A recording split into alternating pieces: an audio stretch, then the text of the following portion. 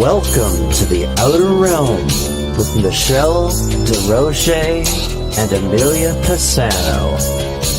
Airing live on the United Public Radio Network, 105.3 FM in New Orleans.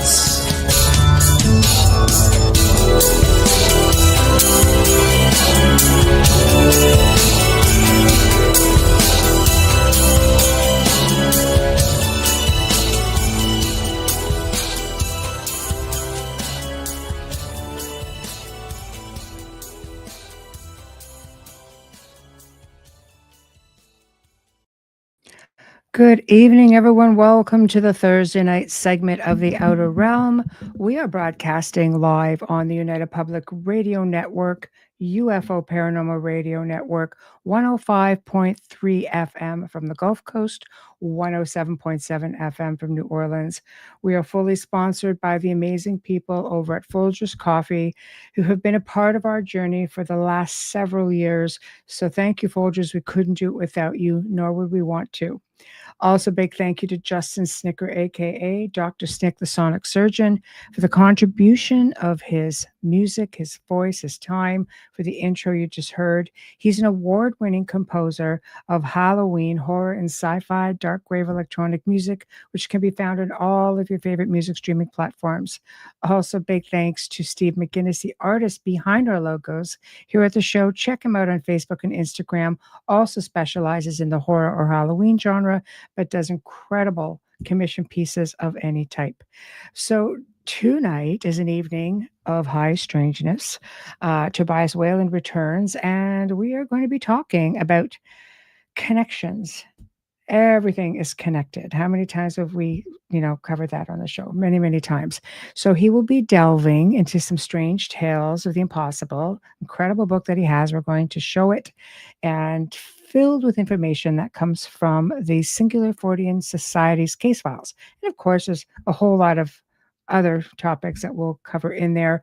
But I think we're going to have a really interesting evening, to say the least. So see everybody chiming in. Hi, hello, Heidi. Hello. Just want to make sure I get everybody. Hello, Wayne, Mish. Okay, we're starting to come in. Janie, hello. Waiting for the gang to come in. So, okay, excellent. Mark, hi. Yup, all the way. God's sakes, what is it, 2 a.m. for you? Did you guys have your time change yet? That's crazy. But thank you. Always very humbled to see you here, Mark. Thank you.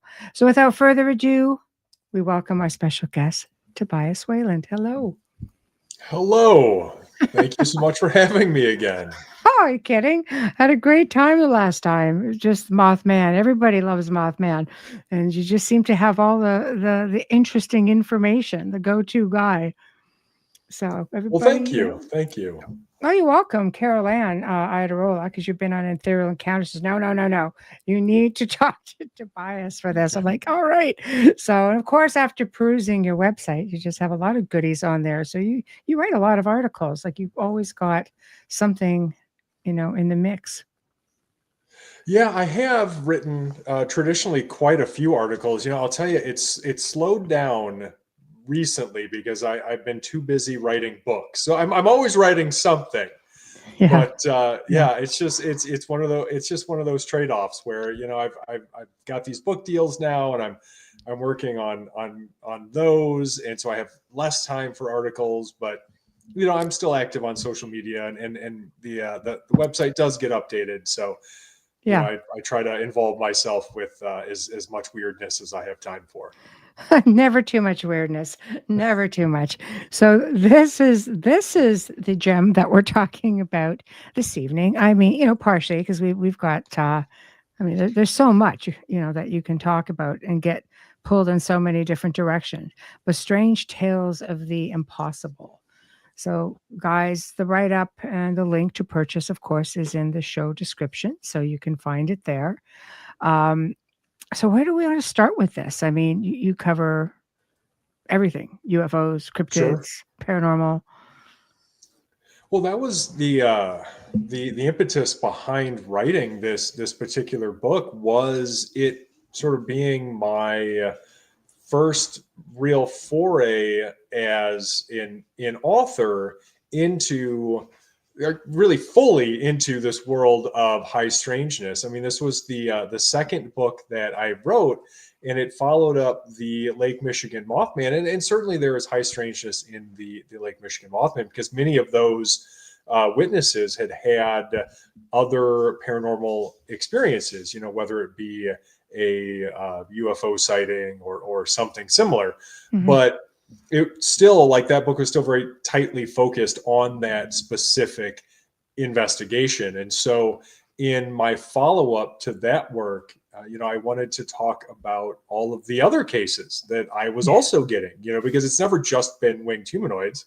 I've always received all manner of sightings, as you said, from UFOs to ghosts and hauntings to all manner of cryptids and monsters and even stranger things. There are reports in this particular work that don't seemingly involve any sort of creature or anything like that. I'm reminded of a woman who wrote to me about a time slip that her family experienced. Yeah, this was in the Okefenokee swamp of all places. They were on vacation years ago, and they had rented a small boat, and they were gonna paddle out to one of these islands out there. They were gonna have a picnic lunch, and then they were gonna, come back to the boat rental. And they paddled out, and everything was seemingly normal. They had a nice picnic lunch, and there were other people around. And then they went to go back, right? Like, they're all done, ready to leave. And all of a sudden, the terrain had completely changed, and they couldn't find their way back. There were land masses where there weren't supposed to be land masses. Wow. Right. And it wasn't just them, because as they were headed back, they said there was a small boat next to them, and that had a couple of guys in it who were also tourists, and they were also very confused, and they couldn't figure out why suddenly they weren't able to find their way back. And so they ended up going back to this island where they had lunch, and then waited, turned around, tried again, and everything was just fine. Everything was totally normal, and they made it back no problem. So wow, that's yeah. I've heard stories like that, even from people that we know. But as children, where you get into this running around, they chase each other around. So they'd be running around the house, and in two different instances for two different people we know, as children, they said it had to have been a time slip, because they were looking around, or they were walking through the house, their family wasn't there, there was nobody there, the kids weren't there, things seemed different. And he could hear the family calling him, but he couldn't see them. And there was like 2 hours of missing time. He decided, kid brain, ran around the other way, and he was back. And this happened twice. That is so bizarre. Did they have any other strange phenomena happening in that house? Never heard anything. It's weird because they're two different people who don't even know each other, and one story came to Wayne, one story came to me. Two entirely different walks of life, age groups, but it happened as kids, and in both Wow. both That's so scenarios. And fascinating. they never said if there was anything that had happened after that, but it was just like it was crazy. I mean, you think you hear stories, and you're lucky if you hear one in your life, Right. especially with somebody but to hear two from somebody and they both did the same thing. It was actually the same idea. They chase each Right. other around, and they're hearing all the stuff going, and ran the other way. And it just, I Right. guess, changes the energy, the dynamics. Like, Well, you know what it reminds me of, actually, all of these stories is, if you were to report a similar phenomenon, say a couple Yeah. hundred years ago in the British Isles, people would have Yeah. said that you were being pixie led, they would have said fairies did it, right? Wow. And one of the common cures for being pixie led is to do something like, say, take your clothes and turn them inside out, right? So there is to fool them. Right. Yeah. So there is this like reversal element to unsticking yourself from this situation. And when you're talking about these friends of yours basically curing themselves of this affliction by running the other way, that's the first thing that I think of in that situation, which makes me wonder if there was any other phenomena experienced in that house, because there are all manner of house fairies and things that exist in folklore, at least, right? Like people have talked about over the centuries. So who knows? It's well, the one that Wayne's friend says, he said that kid was, so that one story came from Wayne, and he said he got in a lot of trouble because his parents were looking for him for 2 hours. He swears he was only gone a few minutes. And he said nothing out of the ordinary in the house before or after that. So he did think to ask. Wow. Interesting. Well, good on you, Wayne. I'm glad you were there to investigate that, boots on the ground. Yeah. So, well, interesting though. People just, it's amazing. I'm thinking, because the other person, I'm like, why am I only hearing about this like now? So yeah, fascinating stuff. What are your take on time slips and dimensional shifts? Sure. Well, I think it's a fascinating phenomenon, or set of phenomena, really. You get these reports of people seemingly experiencing things out of time, either anachronistic events, say witnessing a building standing, long after it has been demolished, or even interacting with the people inside. And I think that our understanding of time, or really our ability to understand time because of our limited perception, is itself very limited, right? So I'm reminded of, have you ever seen the movie Interstellar? Yes. It's a great movie, right? Yeah. And so so they've got this this four-dimensional construct basically that makes an appearance in that movie. And I always think about what it would be like for, say, a being who exists in dimensions that we don't, to perceive something like time, because we perceive time as very linear, but that doesn't mean that is strictly the case, that's just how we perceive it. And so another creature might perceive it completely differently. They might see all events happening simultaneously as a series of probabilistic waves or something, right? And so like for them, time would be very, very different than it is for us. And if that is the case, if that is to say there are events sort of happening simultaneously, and we're just limited by our perception to view them linearly, then I would think that under certain circumstances, it might be possible for us to perceive things out of time, right? And so I don't know if that would involve, say, an altered state of consciousness, maybe, where there's something going on that allows you to perceive things differently, and so you're able to see something outside of our normal perception of time, or what. But does it even exist? Does time even exist?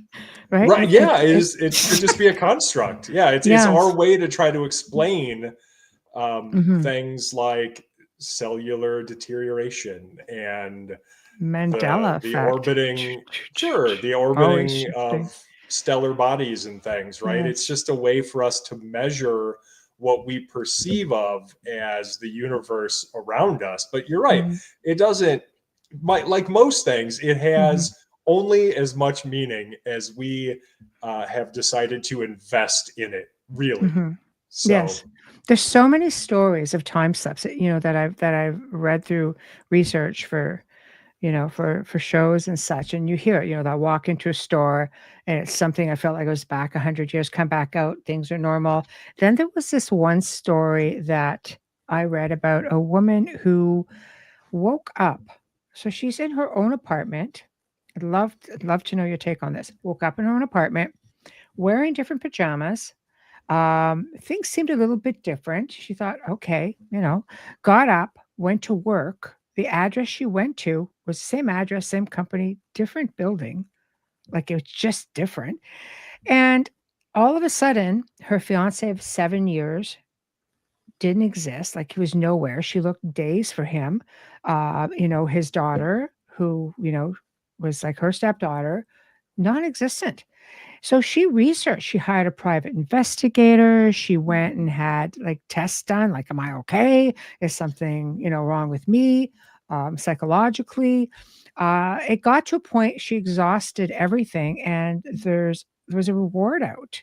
Now, when I looked this up about 5 years ago for another show I did, she at that time had a reward out for anybody that could get her back to her own timeline.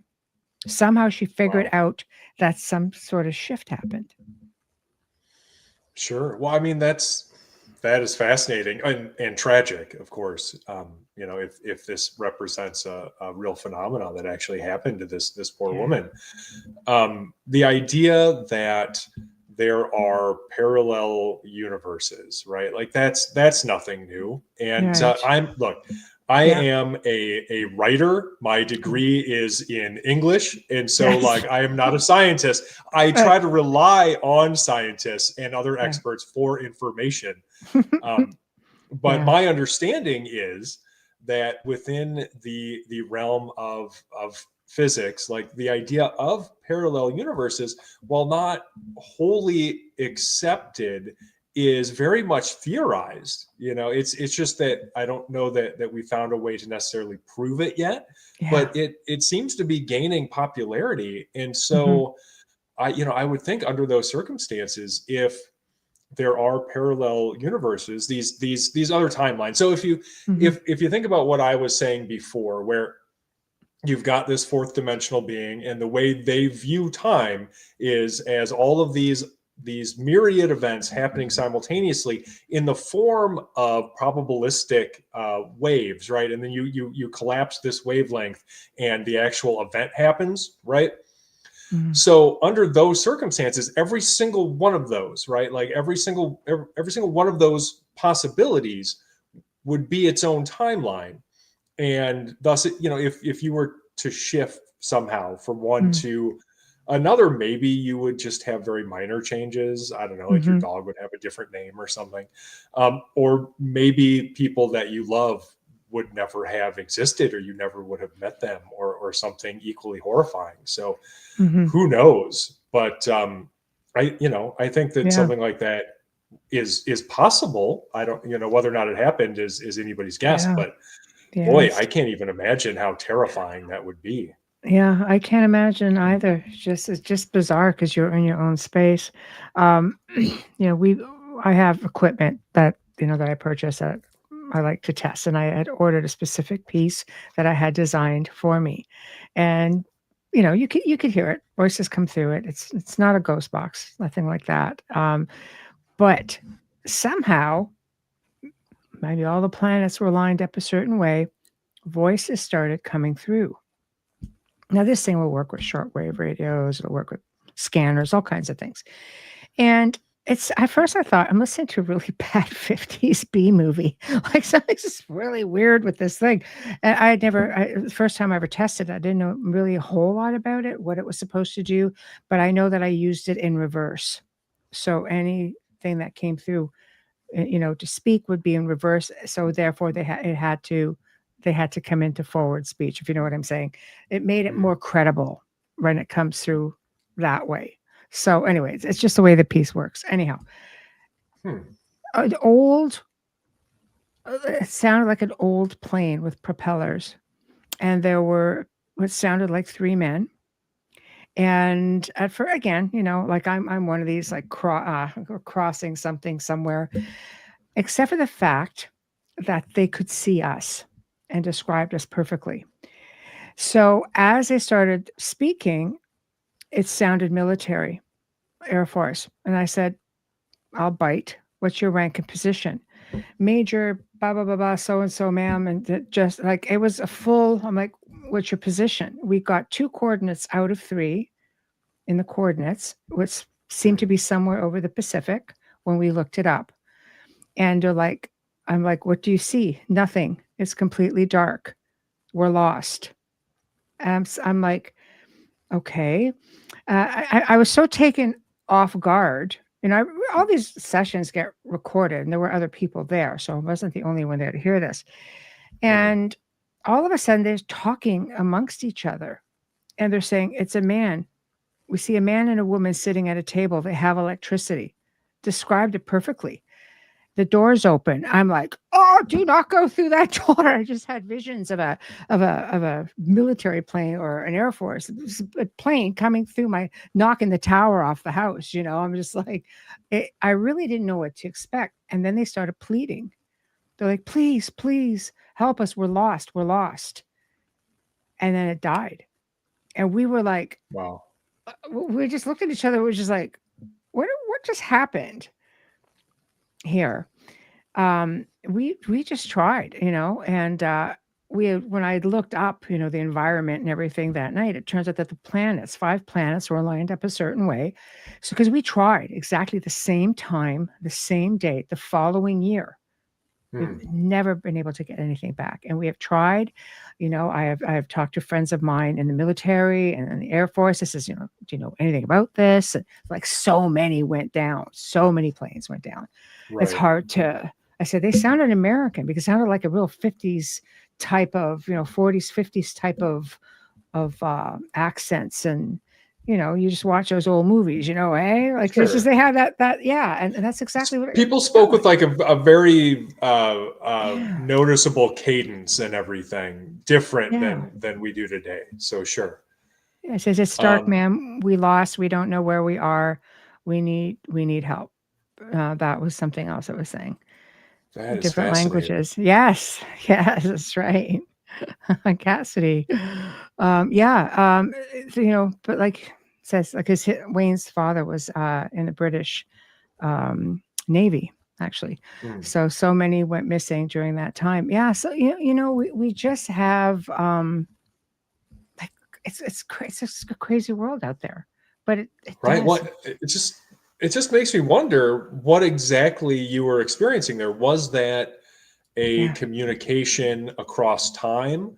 Was that a communication with the spirits of a deceased person or persons who were just trapped in this moment, experiencing it, over and over again? Who knows? And the fact they that would describe us perfectly. Right. Perfectly. And they could perceive you somehow, which is fascinating.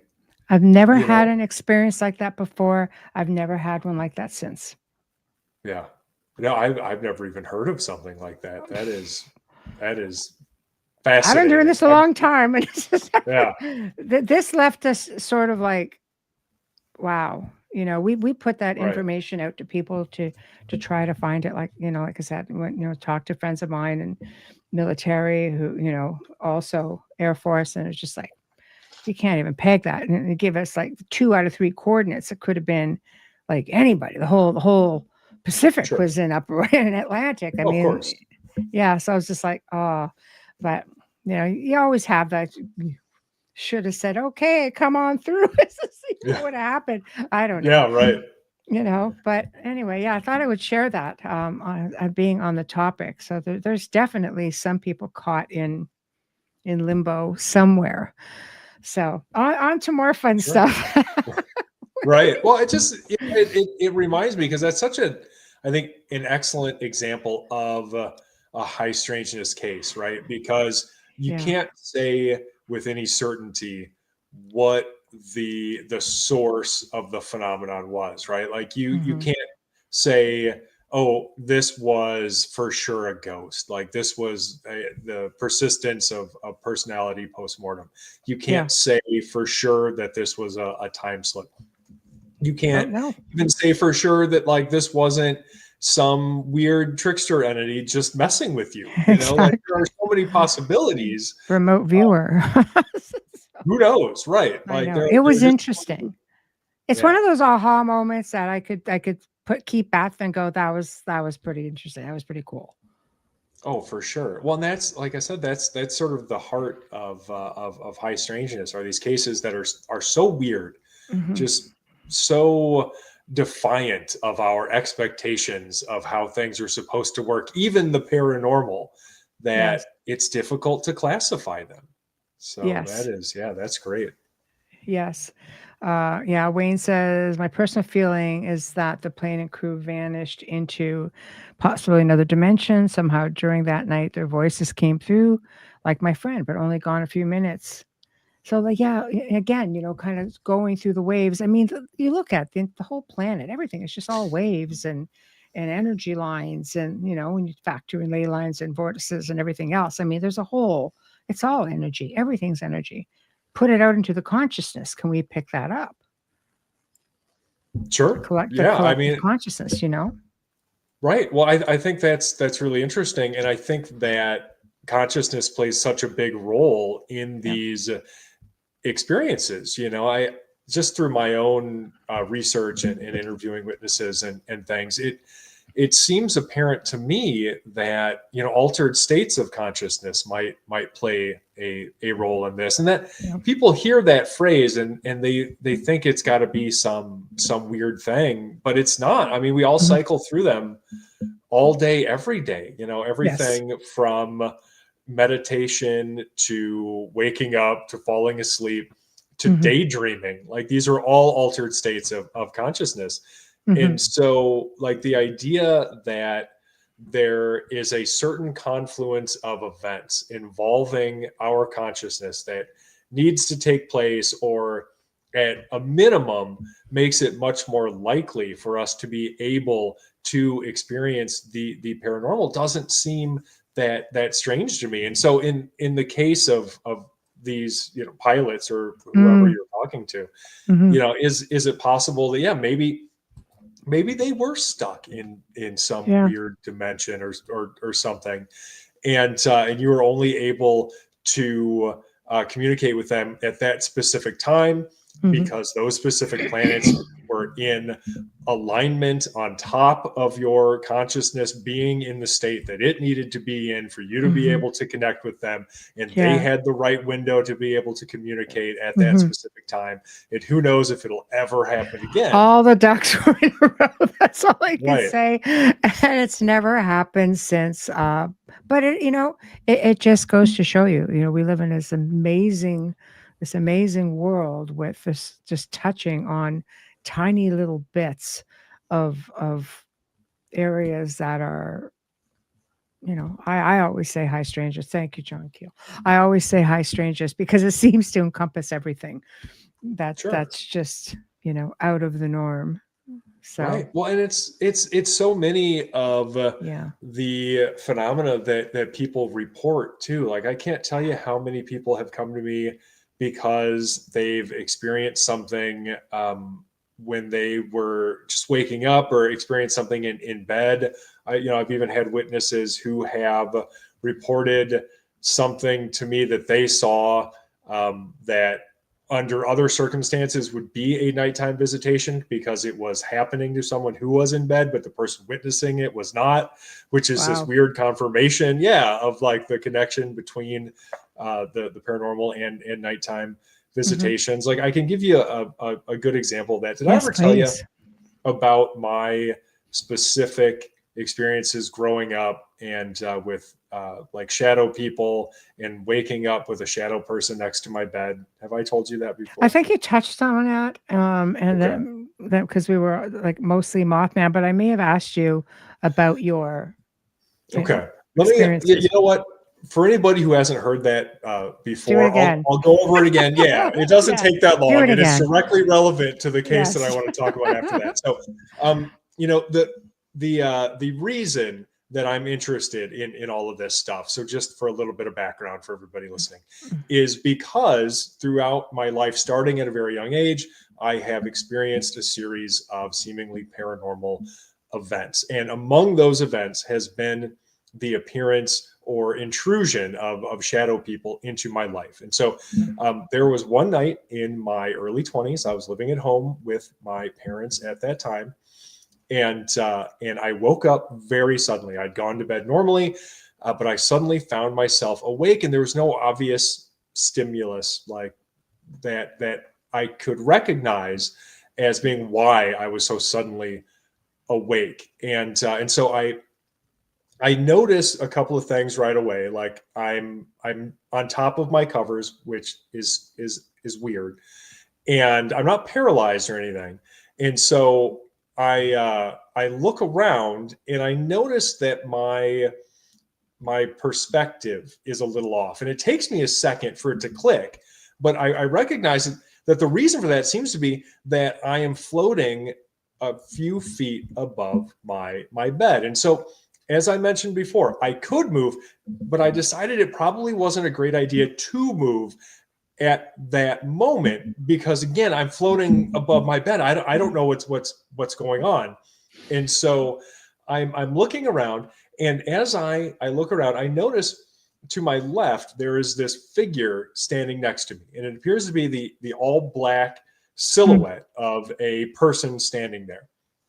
And again, in this moment, I am struck with the realization that I'm not supposed to be awake for this. It just seemed to me like there was no way I was supposed to be awake. This must be an accident, you know. And so I'm looking at this thing, and that thought occurs to me, and it reaches its hand out at that point, and puts its hand on my chest. And I always interpreted that as sort of being comforting. Like it also was like, oh crap, like this guy's not supposed to be awake for this. I got to calm him down before he freaks out or something. Uh-oh. And yeah, right. Oh, And yeah. and then at that point, I'm lowered back down to my bed, and this figure vanishes. Like they're just gone. And so I laid there for a little bit, and at that point in my life, again, this was in my early 20s, so this is 20 years of me experiencing similar things. Although this was a pretty That's frightening, extreme though. example, Yeah. yeah. Well,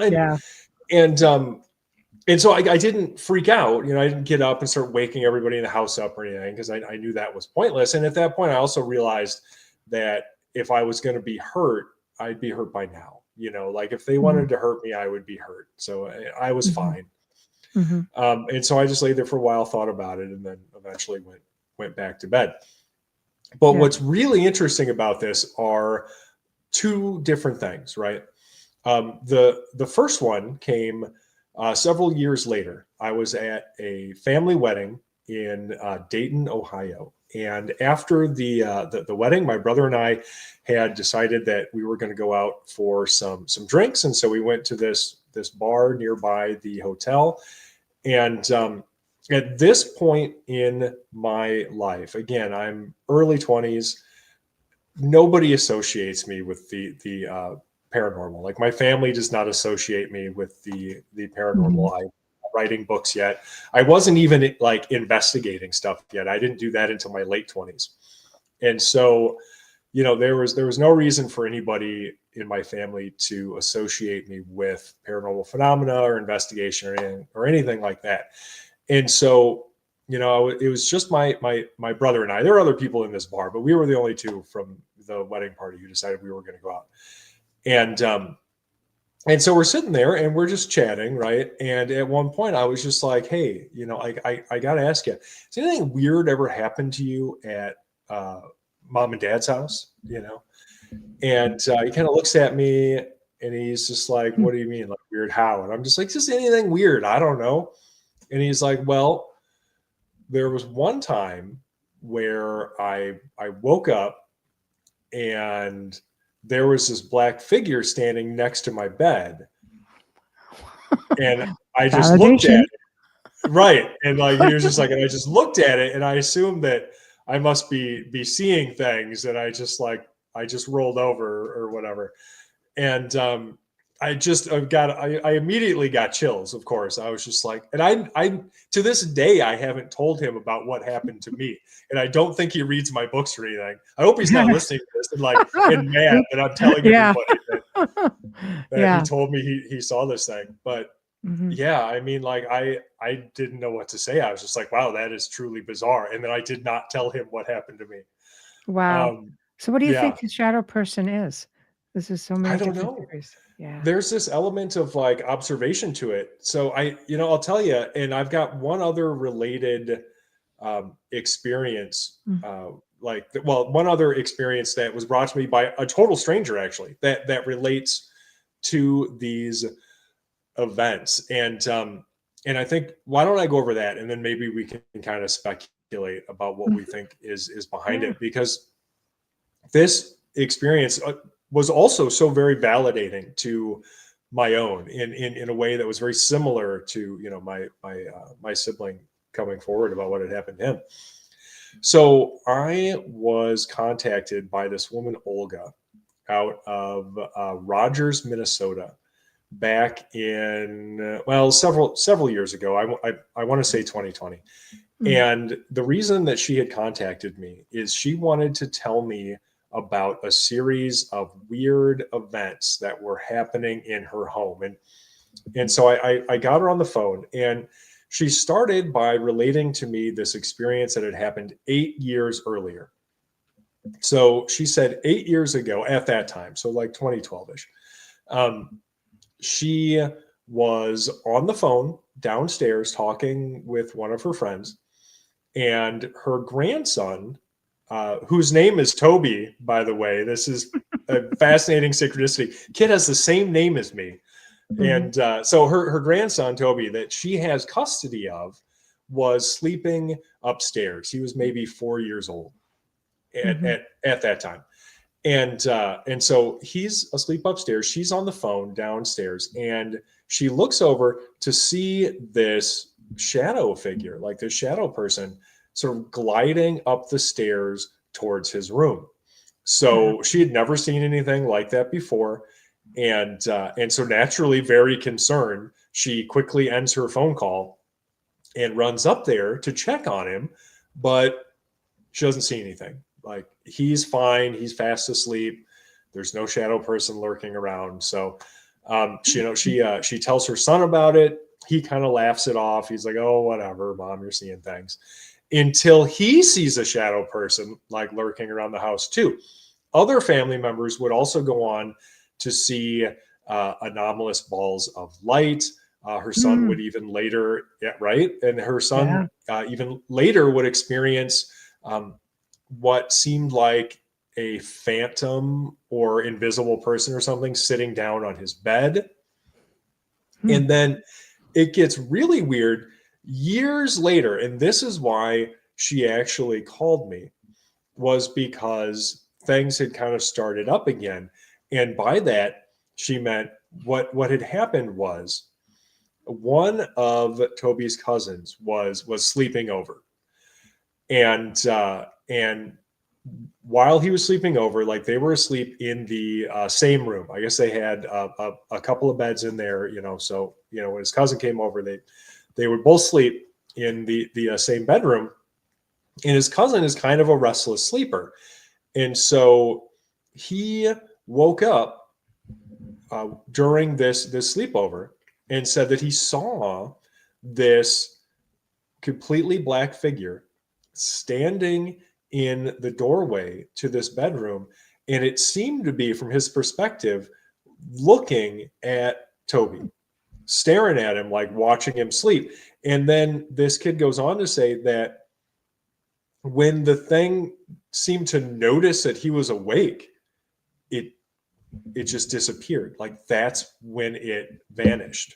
That's creepy. And I was like, right. And I'm just like, what? That was me. Like, I was, I still am Toby, but you know what I mean? Like, like that was me when I was a kid. I was the kid being watched while he slept, or, floated out of his bed or whatever. My brother was too. And to hear it later from a total stranger in a different state, Mm-hmm. who is just concerned for her grandson, an Yeah. experience that so closely mirrors Mm-hmm. something that I just assumed had never happened to anybody outside of my family, right? Like, Wow. it just blows my mind. It It's does. It like it, that kind of it is it's corroboration. craziness. Yeah. Yeah, That it's just fascinating. that's crazy. That's crazy. Well, I'm gonna have a comment that pertains to that, and I want to put this one up first. Cassidy says, I live in the Appalachian. Oh, so lucky. The Appalachian Mountains and woke up to something on my bed and it jumped off, went through my window. I could hear it running down the ridge. It was very real. Never saw a single thing, just sounds. And now pertaining Interesting. to that is wiggy, but I'm not surprised in the Appalachians, to be honest. I'm not. It's a great place. She says, Louisa says, have you ever considered that you and your families might be contactees?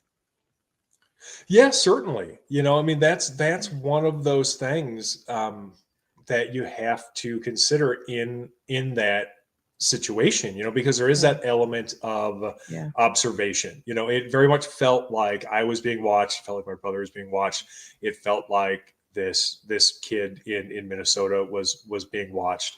Hmm. And what's so fascinating to me about these shadow like person encounters, and then really sort of specifically what had happened to me and the other people that I was just talking about, Hmm. is depending on your beliefs, like your personal bias, you will interpret these events totally different from somebody else with different beliefs and Yeah. a different set of biases. Like if you're really into ghosts and hauntings, you Yeah. might look at that and go, "Oh, well, you live in a haunted house." Like Yes. that. That was a ghost or something. That was some kind of spirit. If you're into UFOs and alien abduction, then yeah, naturally, like you look at that and be like, "Oh, well, maybe you were abducted or something similar." Hmm. Um, and neither one of those is necessarily right or wrong, but Hmm. it does, again, I think it cuts right to the heart of high strangeness. These cases are too weird Hmm. to classify And easily, and so similar, like almost exact. right. It is, like I never saw any kind of craft. I don't ever have any memory of being taken aboard any kind of craft. Hmm. I have had experiences where I have seen what people would describe as, traditional gray aliens. Yeah. All of them have had weird, like apparitional qualities to them. Hmm. They didn't seem completely like solid physical beings. Hmm. Um, and so again, like like I can see a gray alien and it acts like a ghost. Like that's weird. You can't say with any certainty that, right, you Hmm. can't say with any certainty Yeah. that is an extraterrestrial physical being from some Hmm. other planet when it is appearing to you Hmm. in a weird visionary state or seemingly like floating or moving through walls or something. Hmm. It's not outside of the realm of possibility. If you Hmm. start, I think, considering what kind of technology it would take to get here from another planet and what they might be capable of, sure, like you could absolutely, I think, you could fit that in your imagination, and that would be totally fine. Hmm.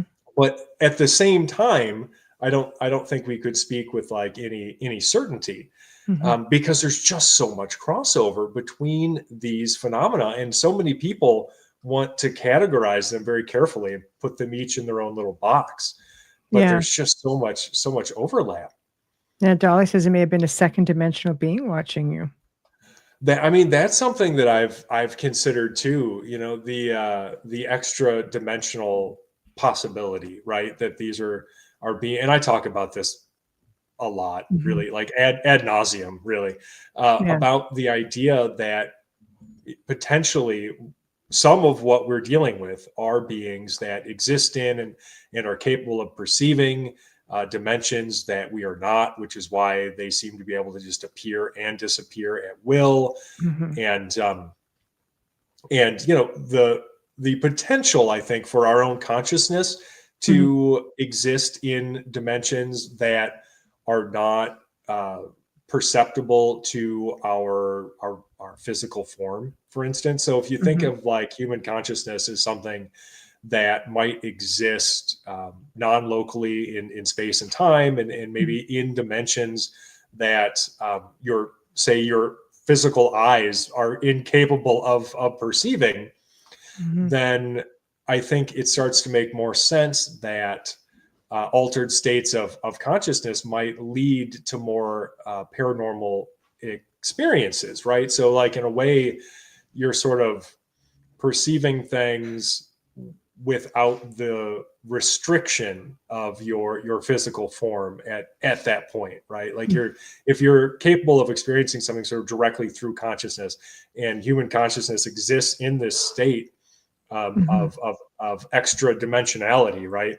Then then I think all of a sudden so much of this makes so much more sense. Everything from ESP to remote viewing to out of body experiences and seeing ghosts or whatever, it all seems to make so much more sense to me at that point. I So think so. There's one theory with shadow people that I've heard is that they're travelers. okay, Yeah, like that's travelers what I in said. what sense? Yeah, like they're just time travelers. But they Oh, I can see. just sort of bounce around. Yeah. I took it another step and I said, what if it's just, there's a belief that when we sleep, we travel. I'm kind of Interesting. wondering. Yeah. I mean, Sure. it's so many different places or ways and theories that you can explore. I think it just makes it that much more exciting. I have a question and a comment. As Cassidy, as per her prior comment, as a person who's met many things, yes, you have. I can only imagine a skinwalker or shadow person, with it being so deep in the area we are in. I have my ideas, but one never knows. Yeah, open mind, open mind. So, Absolutely. question. Watchers, good, bad, or indifferent? I mean, I think that's the $6 million question there, right? Like that's Yeah. the thing we have to consider. From my perspective, like I mentioned before, I've never been physically harmed. Yeah. If and I don't know anybody else who has been physically harmed. Yes. So I think you'd have to consider from that standpoint, if we were going to be hurt, we'd probably be hurt by now. Yes. And you could maybe reasonably assume that at worst they are indifferent, sort of objective scientists or something, right, in their observation, because they don't seem to be actively harming people, or they don't seem to want to actively harm people.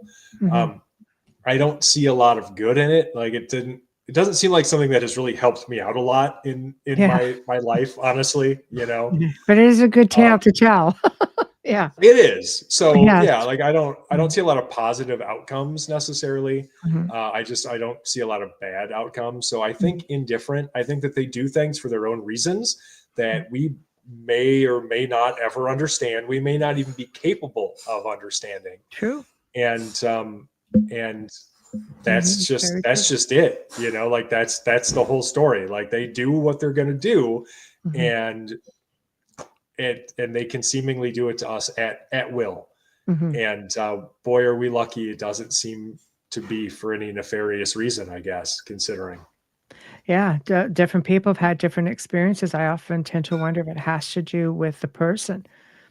If you're calm and you don't seem to be concerned, and then you get those who are, energy might be a little bit different. They may be a little panicked. They might be a little angry. Um, I wonder if that's why they behave differently with different people. So people write into you about UFOs, extraterrestrial experiences? Do you have any of those you'd like to share? Sure. Well, all of this talk of nighttime visitations reminds me of an abduction experience I received from a young woman out of Janesville, Wisconsin. And she wanted to talk to me about an experience she'd had one night when she had fallen asleep on the couch in her apartment, which is not particularly unusual. I think we've all been there. Like, you get sleepy, you fall asleep on the couch, Sure. you don't make it all the way to bed. Sure. Sure. And so she had fallen asleep, and she told me that she woke up to a light that that had come in from the front of their house. And so she thought that maybe her roommate was home or something. And so she got up to go check and see what was going on, like see if there was somebody at the door. She was hoping it was her roommate because it was very late at night. And if it was somebody, trying to break in or somebody who had ill intentions or something, then she wanted to know about it in case she needed to call the police or whatever.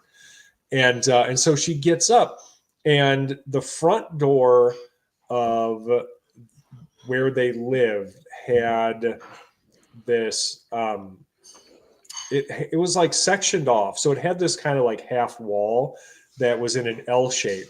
So you would have to go around it to see the front door. And so I guess they were renting a house, actually. But anyway, and so she gets up and she goes to check on the front door, and she goes around this wall, that kind of blocks sight of the door. And when she does, she sees this little being standing there, this 4 foot tall gray alien, basically large head, big black eyes. Small slit for a mouth. Like we're all familiar at this point what gray aliens are supposed to look like in the popular consciousness. And so she sees this thing, and this is one of the most interesting parts of the story for me. She sees this thing. She's startled, she's terrified, in fact. And so she screams. And she said when she screamed, it screamed. Oh. So she screams, it guy. screams back. Yeah. And she takes off running. She's running for her bedroom. I don't know what was going through her head. I don't think she knew exactly what was going through her head in that moment. Only that maybe, she could try to get to a phone and call somebody. And when she does, she makes it like halfway across the living room. Actually, like just past that couch, and she says she's struck by this blue beam, and when she is, like, her entire body starts tingling, like vibrating and tingling, and she's floated up into the air, and she's put in a horizontal position, and this beam is floating her back towards the couch.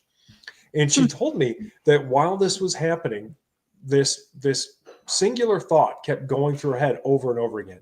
And she kept telling herself, they're going to try to make you think this is a dream. This is not a dream. This is happening. And she kept thinking that to herself over and over again. And this beam lowers her down to the couch, and then it's gone. And the entire house is dark and quiet and empty of any aliens or anything. And that was it. And I wanted to be very clear with her on what exactly had happened. So I asked her, when it was all over, when she found herself on that couch, did it feel like she was waking up? Mm-hmm. And it did not really. She said there's no rising to consciousness, like there was no groggy feeling, no shaking off of a sleep state or anything. She was just, suddenly all that stuff was gone, and she was lying down on this couch. And so I think the possibility that it was all a dream or something under those circumstances with her testimony is very, very low. And it's so fascinating to me that what was going through her head was this determination of, hey, this is not a dream. They're going to try to make you think it's a dream, but it's not. This is happening. Because whether she had a conscious recall of it or not, to me, that seems to imply that this had happened to her before at some point. Wow. And, either she had written it off as a dream or she just didn't remember it or something, which is fascinating. Like, that's just one. I keep saying fascinating, but it is all very fascinating. I say that and interesting, two of my favorite words. Right? I know. I mean, how else to describe it, though? There really isn't, there aren't too many words that sums it all up. Fascinating, interesting. It is. I mean, contactees do have multiple, tend to have multiple experiences. And a lot of times you don't remember, but there are so many who do. Dolly in chat here, she's fully conscious of all of her, fully aware.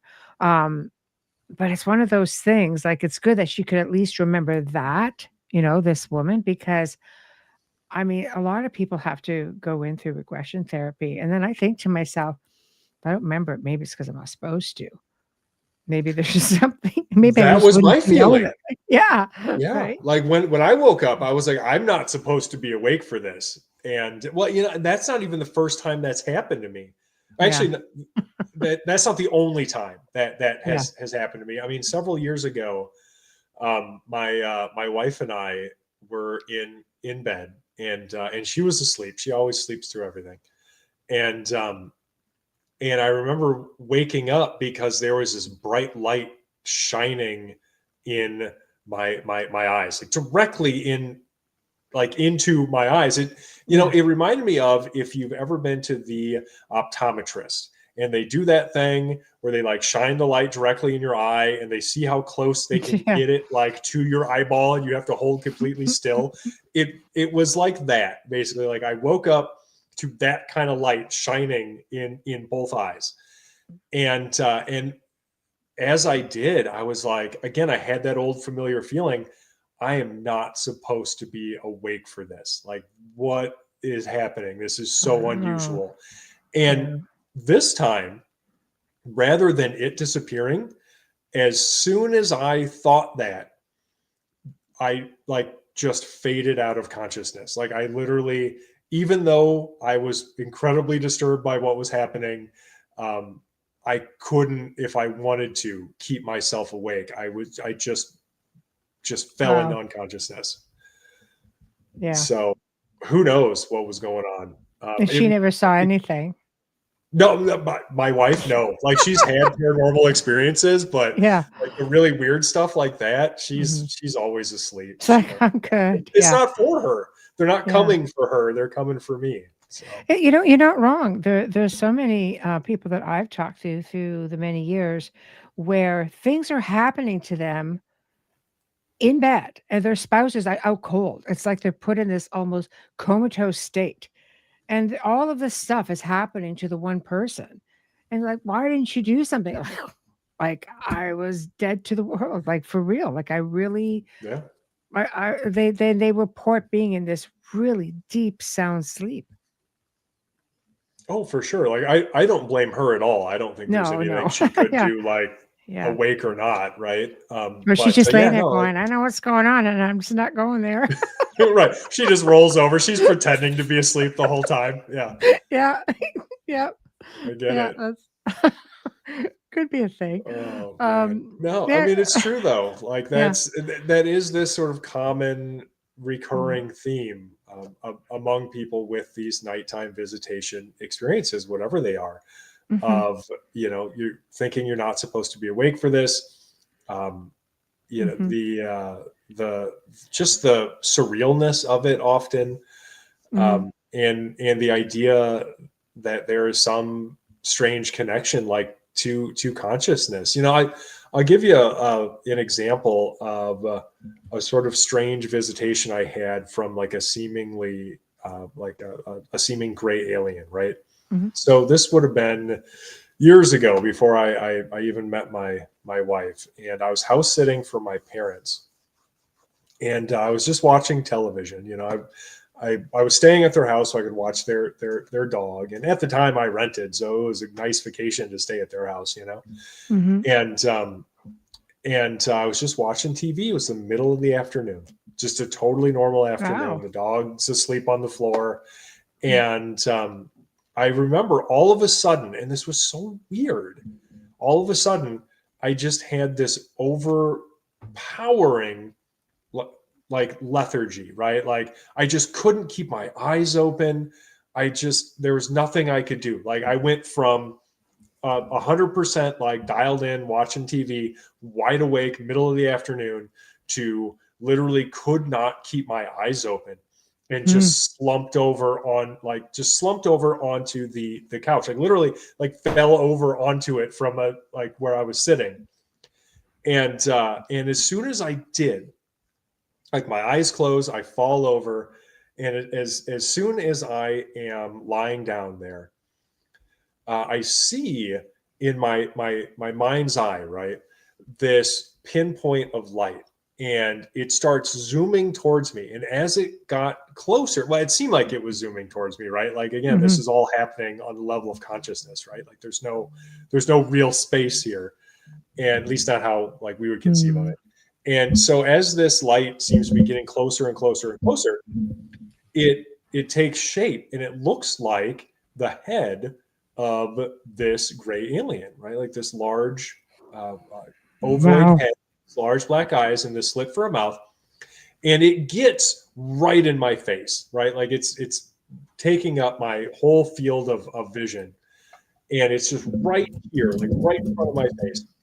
And I'm not scared or anything. I did think that this was weird, but I don't know why I wasn't scared, honestly, because now that when I talk about it, I'm like, that honestly sounds kind of scary, but Yeah.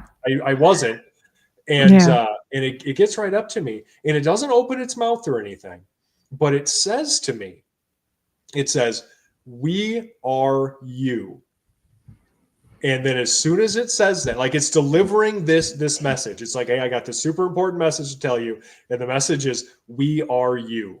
And then as soon as it says that, it goes right back the way it came. So it just zooms back off into the distance of my mind's eye, and that's it. And then I'm wide awake again, like all of a sudden. And this is in the span of 10 seconds, right? I go from totally normal, wide awake, to cannot keep my eyes open, unconscious, to gray alien head flying up, delivering this bizarre message. It disappears. I'm wide awake again. Like my eyes open, and I'm not tired at all. Just completely wide awake. Do you know what's So, strange about what you're saying to me? That I have had people say to me, I have one experience like that myself, but I have had people say to me that whether it's paranormal or whether it's like extraterrestrial related, that there are messages that says, "We are you, you are us, we are one." that's wild. Like that seems to be like a common message. It's It crazy is, though. and Yeah. it is. I don't know how to interpret it exactly. I think there are a lot of different ways that you Mhm. could. I mean, well, you mentioned, say, like time travelers, right? Like, what Mhm. if these entities are highly evolved humans from the far future? Like, who knows? What if they are like disincarnate entities? Yeah. Well, hell, what if they're disincarnate like entities, and so are we, and the only difference is that we're inhabiting these biological These physical meat forms, meat and they're suits. not. Yeah. Yeah. Yeah, like we're wearing meat Yeah. suits, and they Yeah. aren't. You know. See, there's just it's crazy, but it's just things like that. Like it just shows me that there's this vast connection because there's Hmm. people from all walks of life who are having similar experiences. So Oh, aside from absolutely. the connections that just happen within all of these levels, these fields, people are having very, very similar experiences. So, okay. What's the weirdest thing that anybody's written you about? Absolute Oh boy. freaking weirdest thing that kind of left you I going, mean, yeah. there's so many. Like I think some of the series of events that people have described are some of the strangest. I had a woman I spoke to in Kenosha, that's in Wisconsin too, Okay. and she wanted to tell me about waking up one night. This would have been back in, I want to say 2009-ish. Mm. And she had woken up one night to see this amber colored orb inside of like a charcoal colored cloud. And it Ooh, was just that's different. floating. Yeah. Yeah, Yeah. I'd never heard of anything like it.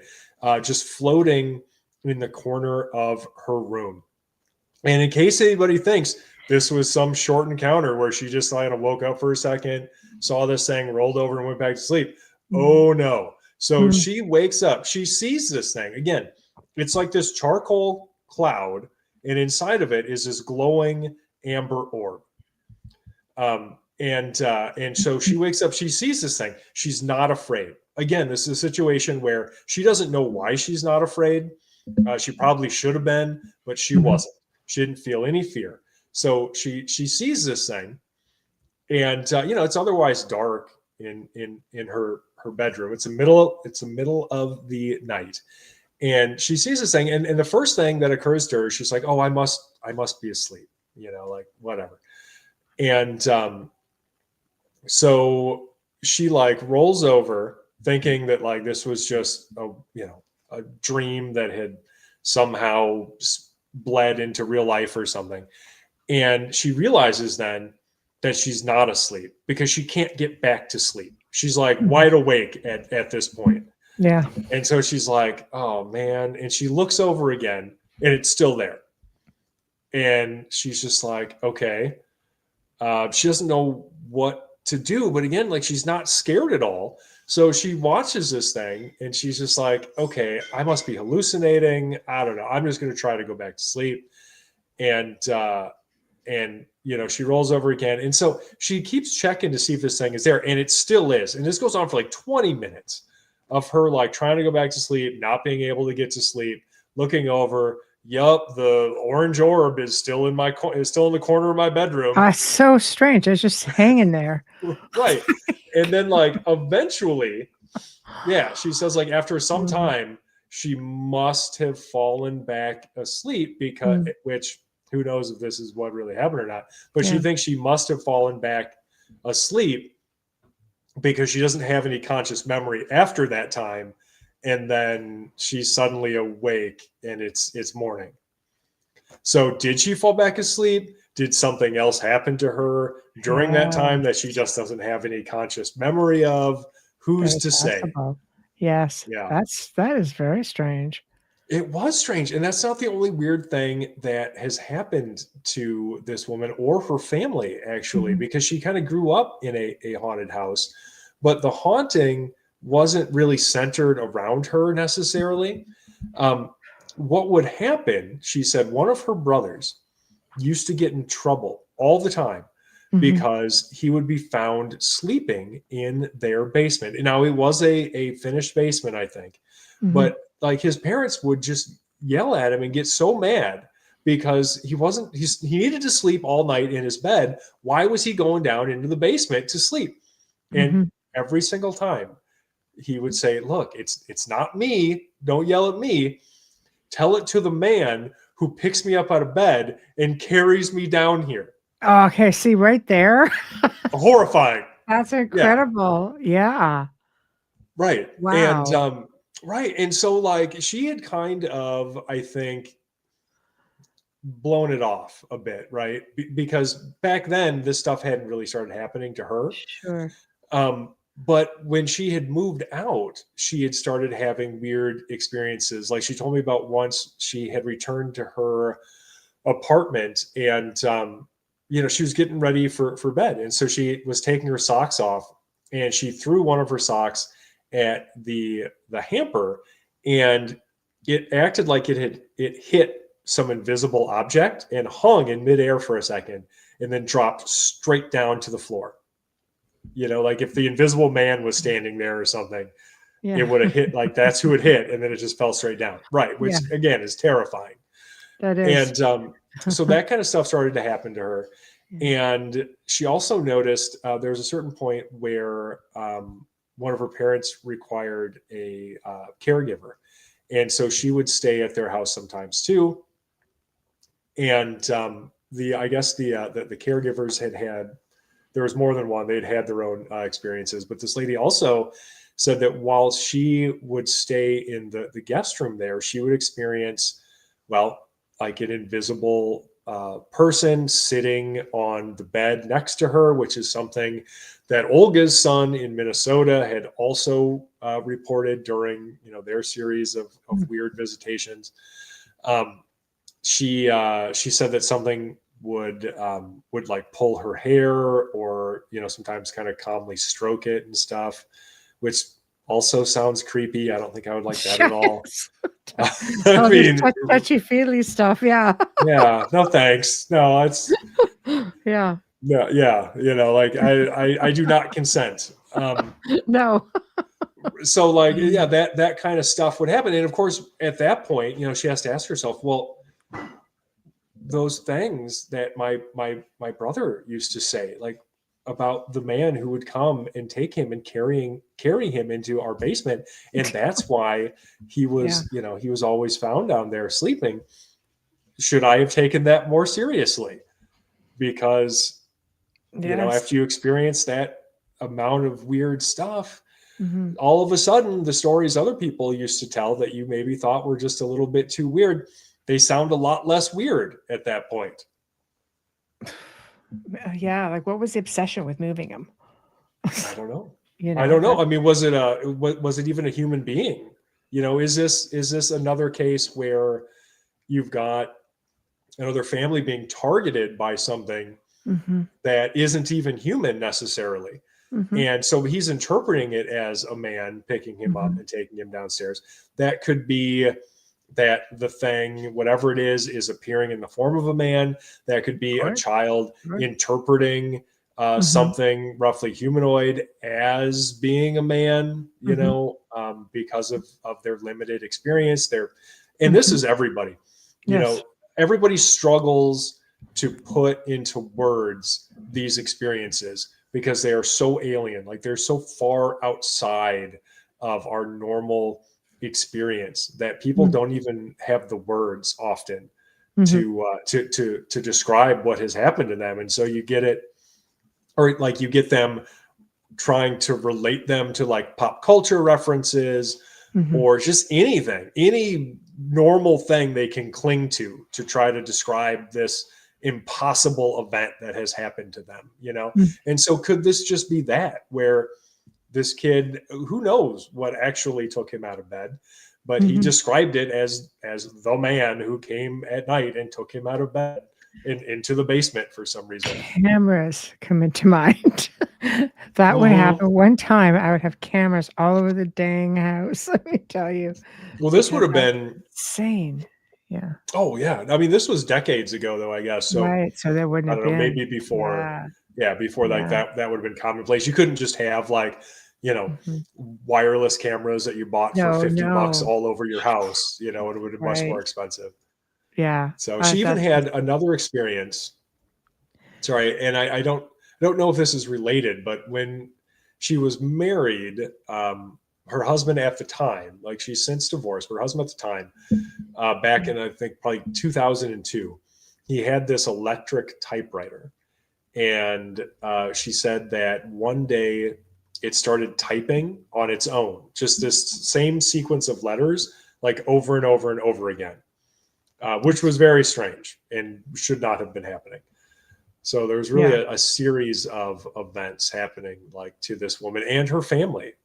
I can't imagine. So who knows? So Wayne is asking for clarification. He said it was carried to the basement, not led to the basement. Correct. Yes, the kids, like he was consistent in saying that he was being carried down to that basement. Yeah. Wow. Okay. Um, Janie asks, this is just backstepping a moment. When you were having the light shown in your eye, she was asking how old you were at that time. I would have been in my 30s, actually. Right. This was not that long ago. Let's see. Oh, We wow. still lived in Madison. It was before we bought our house. So this was probably 5, 6 years ago. Yeah. Wasn't Yeah. really wasn't that long ago, honestly. Yeah. That's Maybe crazy. 7 at the absolute most. So Yeah. I'm 46 An now. adult. Yeah. An adult, Yeah, so essentially. I would have been in like my Yeah. my late 30s. Yes. Wow. Okay. Let's jump over to cryptids. Sure, why Yeah. not? Let's jump over to cryptids. What's the freakiest cryptid? Because Mothman's not freaky Oh enough, but boy. let's just try to go with something else. I Like, have mean, any skinwalkers, any obscure giant sure. I mean, spiders? That's a thing, nothing, apparently. yeah, no giant spiders or anything like that. I mean, I live in a part of Wisconsin that is nearby a lot of like Dogman and Yeah. Bigfoot sighting locations. Yeah. Um, I've done a good amount of investigation in like the Kettle Moraine State Forest, which is in that southeastern Wisconsin corridor, Mhm. where again, like that's where it's sort of a hot spot for all of these different Dogman and Bigfoot sightings. But not just that. You know, people see like anomalous balls of light. Mm. Um, they have Mhm. other experiences and things.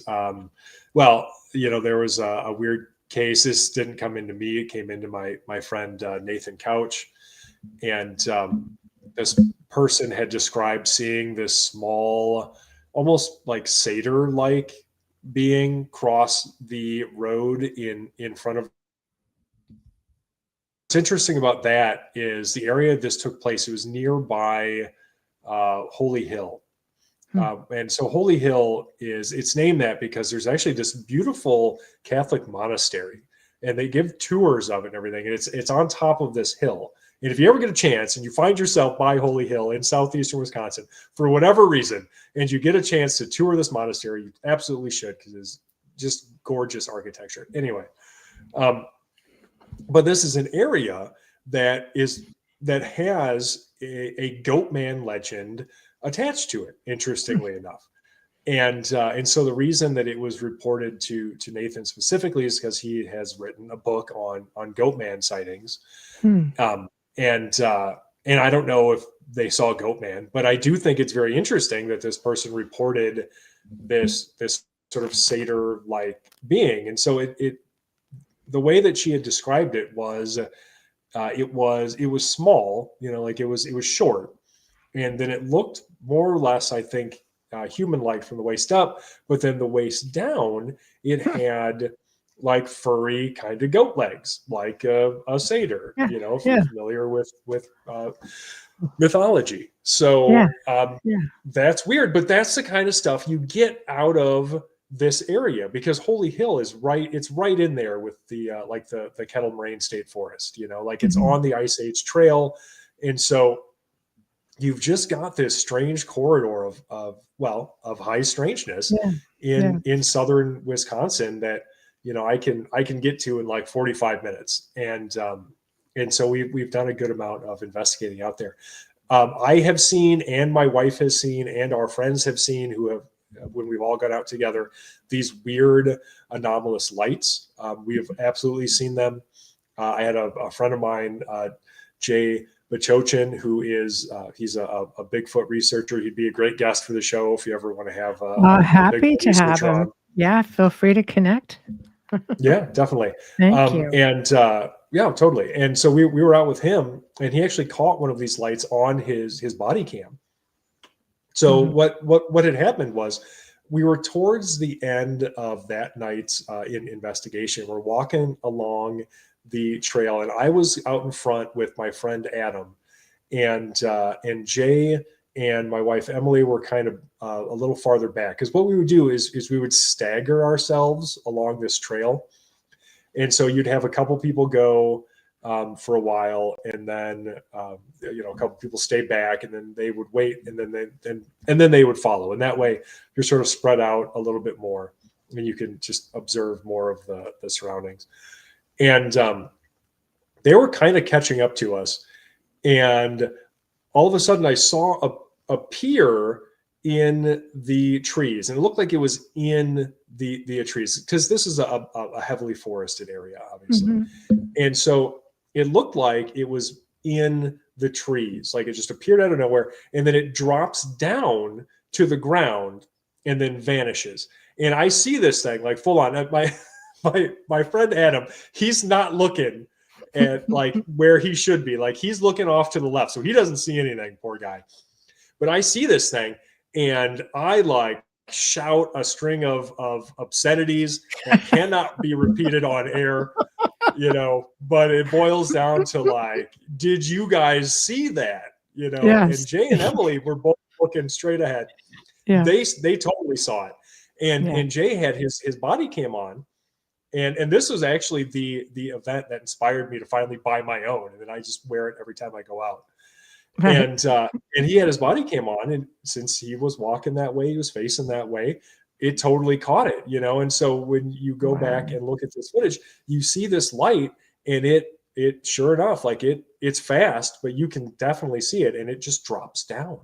And those are the kinds of weird lights that people will report out in this area that is renowned for like Bigfoot and Dogman sightings. And so you have to start to wonder, right? Like, what is the connection between, if any, like what are the possible connections, I guess? Yeah, they believe that there are a lot of connections, right? Between cryptids, UFOs, even paranormal. What is it with the balls of light? And all three instances, there's your connection. Sure. If you ask somebody like John Keel, he would probably say, well, the balls of light, or he might say that the balls of light are ultra terrestrials in their natural form, and the Bigfoot and the Dogman sightings are ultra terrestrials when they manipulate us to see those things. Yes. But I don't know that I necessarily believe that. That just ties into his ultra terrestrial hypothesis.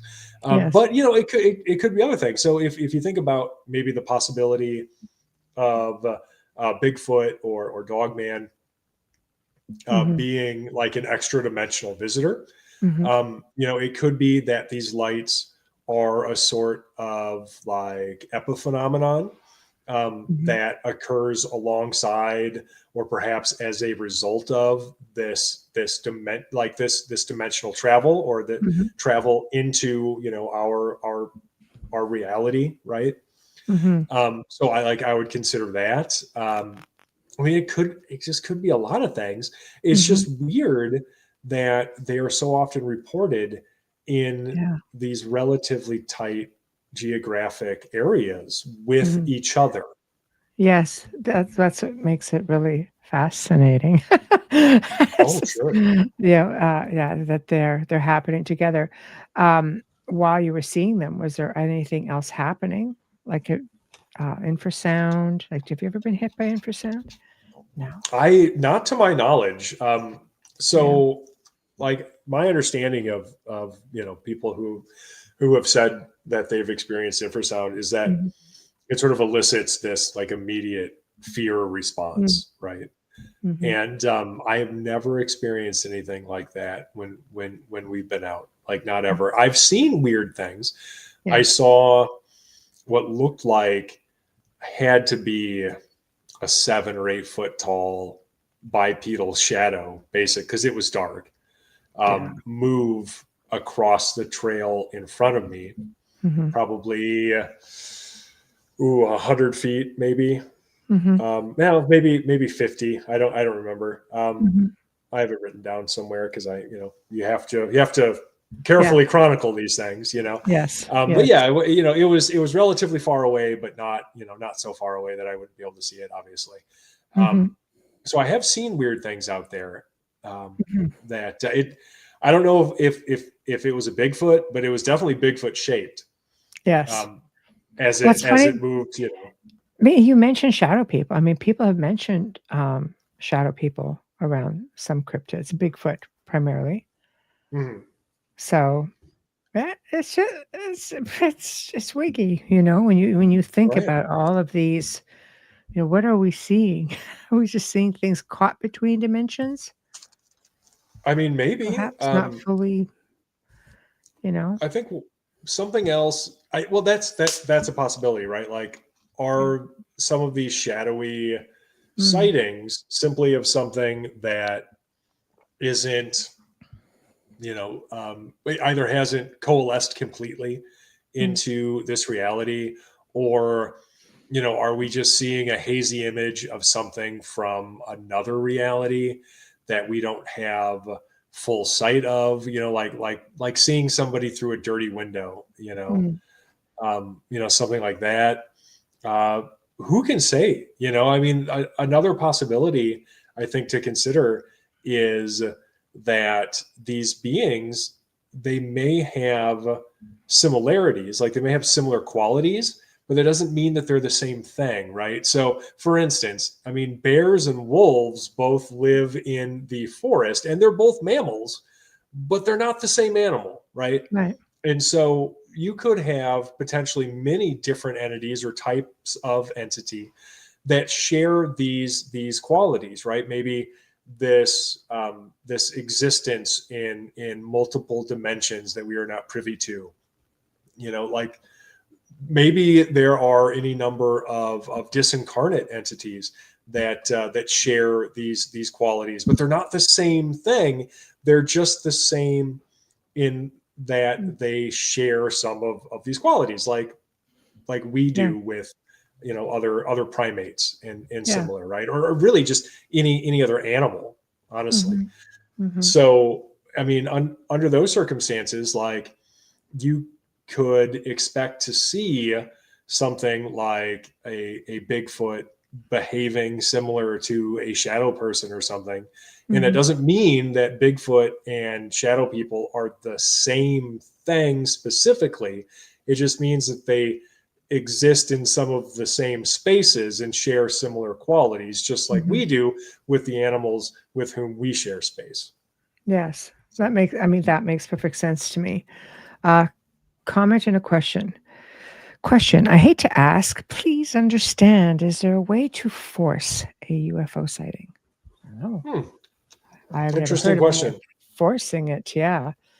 Well, I have don't. you ever tried like a CE5 experiment?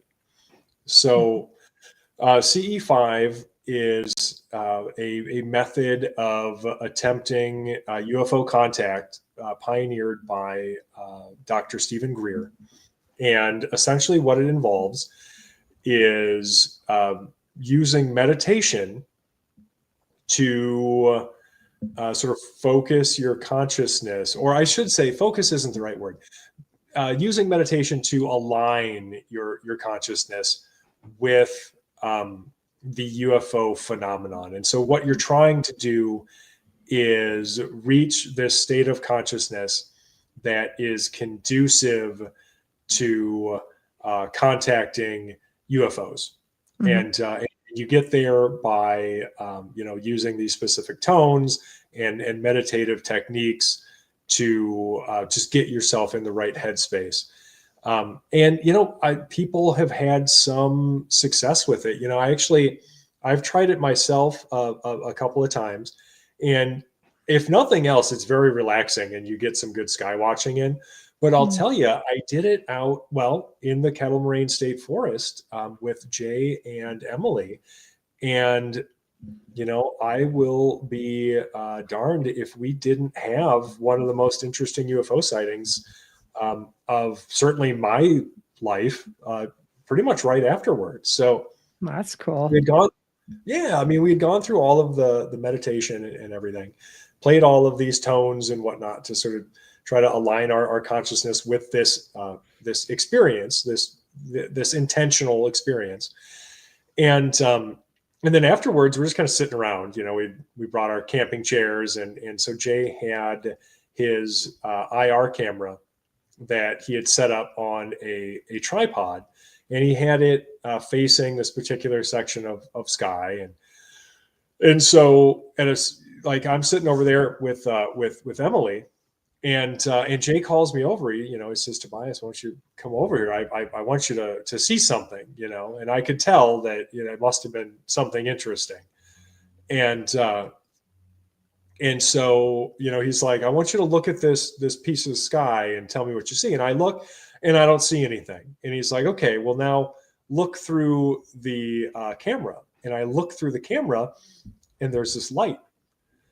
And so it's the light isn't visible to the naked eye. Mm-hmm. It's only visible through the IR camera. So it seemingly is emitting light only in a spectrum that is not visible to the naked eye. I don't know of any terrestrial aircraft that does that. And so we're watching this light through the IR camera, and we keep looking back and forth to confirm this, because it's just wild that we're seeing this, right? And so we're looking back and forth at this thing, and it flies along real slowly, and then it gets within these trees, or actually it has to be on the other side of these trees, which were some distance away. So it's difficult to judge the distance of objects in flight, especially if you don't know how big they are. Yes. But we could tell at the very least, right? Like this thing, it must have been a certain distance away. And so judging on by that, it couldn't have been tiny, right? Like it couldn't have been an insect or something, because it was all the way on the other side of these trees that were probably a half mile, a mile away from us. And right. And so this thing is moving along. It goes behind these trees, and then it moves up real fast, and then down, and then vanishes. And so, okay, here's all of the weird qualities this thing had for everybody listening, right? Yeah. It's only visible through the IR camera. It is not emitting light visible to the naked eye. That's weird. It moves in a way that you would not expect any normal terrestrial object or even animal to move in, right? In that it stops suddenly, performs a 90-degree turn straight up, then drops down, and then finally vanishes into thin air, which is also very weird. And so that happened right after we performed this CE5 meditation, right? So yeah, I mean, try it, look it up, if you haven't heard of it, I think it's worth a shot. Yeah, I love it. That's why only visible in IR. That's a wow. Absolutely. Yeah, that was my reaction. Yeah. I mean, it was just bizarre. Big wow. Yeah. Well, it's been awesome having you on. I love the stories, great dialogue. It's one of those things. I love how everything connects, but not just, like I said earlier, not just within the field. You see all of these connections. You see it all the time. Sleep paralysis, you see it in all these different fields. All of the things that you would hear about in malevolent hauntings or attachments. Also, people who have been experiencers, or contactees, abductees seem to go through the same thing, right down to, the smells and the sounds and things of that nature. And the fact that people are experiencing this stuff all over the place, like your shadow experiences were perfect, in conjunction with what this other family was experiencing. It's just almost like a mirror of what you went through. Yeah, I mean, and that's exactly right. To say I was blown away hearing Olga's story is a vast understatement. I mean, I heard that, and I literally just sat there in awe afterwards, because it's difficult to describe, frankly, like the feeling when you get that kind of confirmation of an experience Mm-hmm. completely out of left field. Mm-hmm. You know, I wasn't looking for it. This is just somebody who had come to me for help, and I was trying to help them. And so it's powerful. It's powerful stuff. And what's interesting, and I think you've touched on this multiple times now, is that this stuff happens to such a broad range of people. You know, it is across the board. It could be literally anybody. Like, there is no specific socioeconomic status, ethnicity, anything that I could point to say this person is more likely to experience the paranormal than anybody else.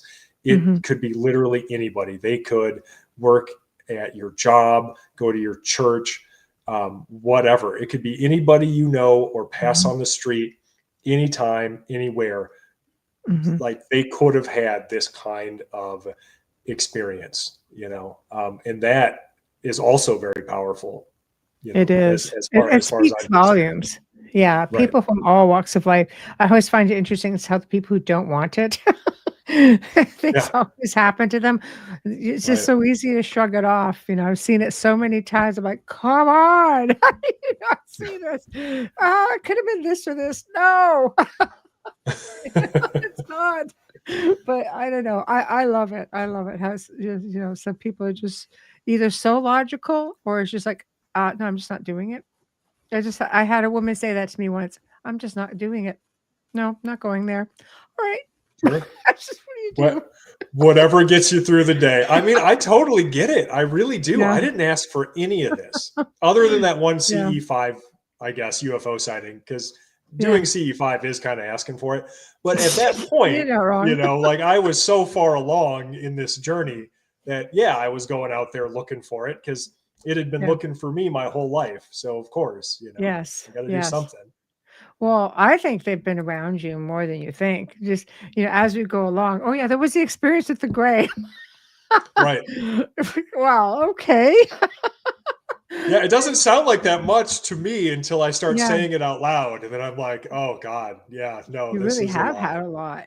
Yeah. I mean, to me, the whole, even, you know, being out of the body, it's you know, I've had people say to me, again, just because I just work in so many areas. I mean, primarily I worked, you know, in the paranormal and realized how much they crisscrossed, you know, with UFO experience or extraterrestrial experiences.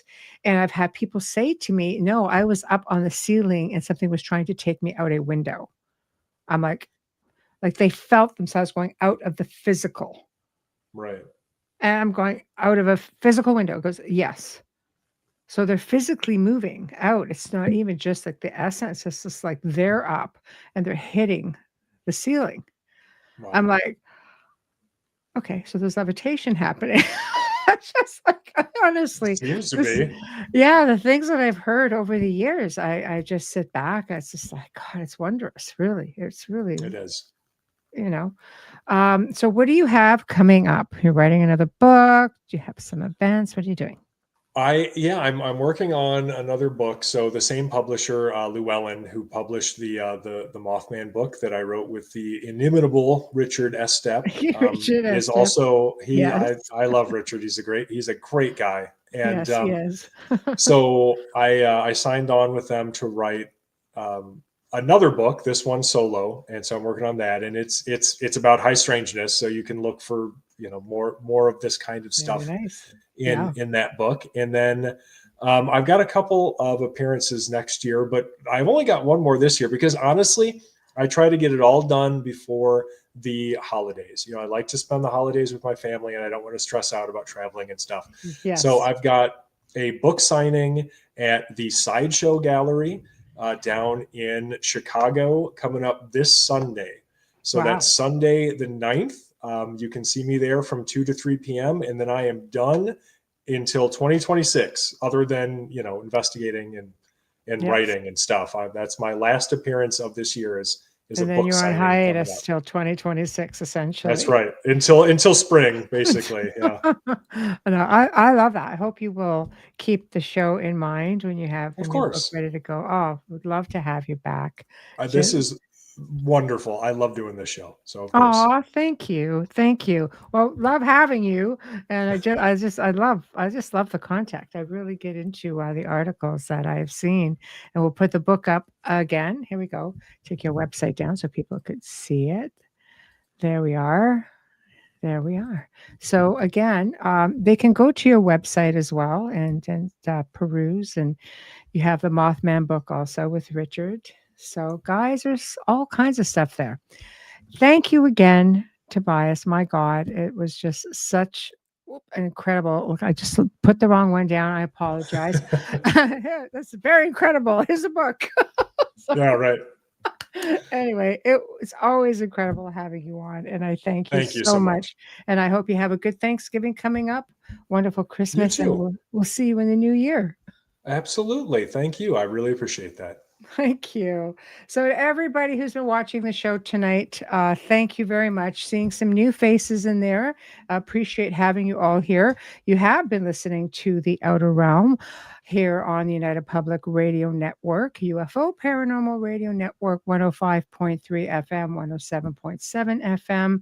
Thank you to our sponsors, Folgers Coffee, Justin Snickers, Steve McGinnis. Next week, guys, on Beyond the Outer Realm, Caroline Idarola joins me again, and we're going to be delving into the mysterious, the unconventional, and the hidden. You know that sucker's going to be uncensored. Just saying. So you know the drill. And we welcome back Wednesday Morgan Damon. We're going to be discussing dreams, dream reality encounters, you name it. It's going to be great. And our friend Laura DiDio returns on Thursday to discuss never before shared or disclosed information on Ronald DeFeo. So, you know, that's going to be interesting as always. So thank you all. And we shall have a good weekend, and we shall see you guys next week. Thank you and good night.